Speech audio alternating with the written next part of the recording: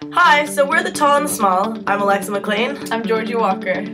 On Friday, February 14th, we participated in what is called a jailbreak. Edinburgh Rag Jailbreak is centered around this idea of raising money and awareness for a charity of your choice. Alexa and I chose Global Concerns Trust because as a small Edinburgh-based charity, they really support what we look for in a charity. So we left Edinburgh at 9 in the morning, and we had 48 hours to get as far away from Edinburgh as we could. You weren't allowed to make any pre-arranged travel plans, and you just kind of had to go on a whim. So we're going to take you through what happened to us in our 48 hours. So we started off the day on Friday at Potter Row at 9 a.m. Our first stop was the train station, Waverley. Unfortunately, we weren't so lucky over there, so we wrote on these big whiteboards, "Charity race, help us get down to London." And within 2 minutes, we had a guy named Toby come and pick us up, and total generosity. We were floored by how nice people were and how willing people were to go out of their way and help us.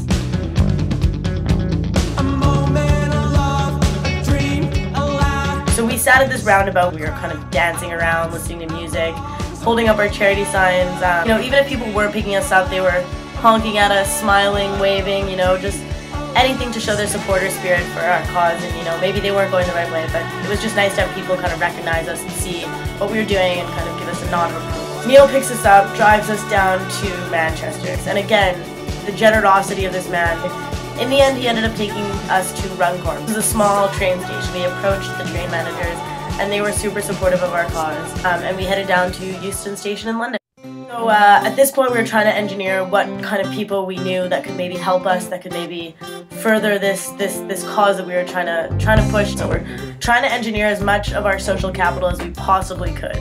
So we approached Harlequin Event Services, knowing that they were a very well-connected business in Europe and throughout the world.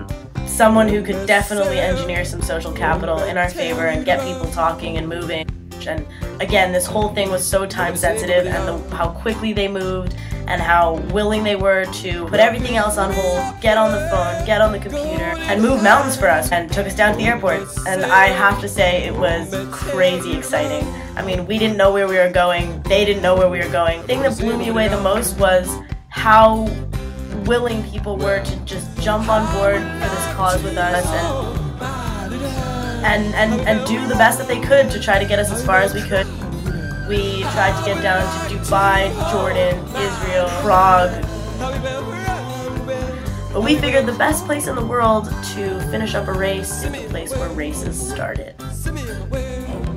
Harlequin Event Services contacted Flight Center, and they helped us get the best possible time for a flight so that we could make it and be in Athens.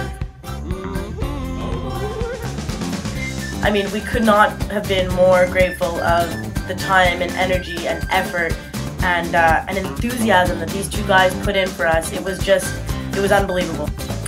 By the end of our journey, we were really just taken away by the amount of generosity and support and encouragement that we not only got from our friends and family and loved ones back home, but also by those who helped us on the road in Harlequin Event Services.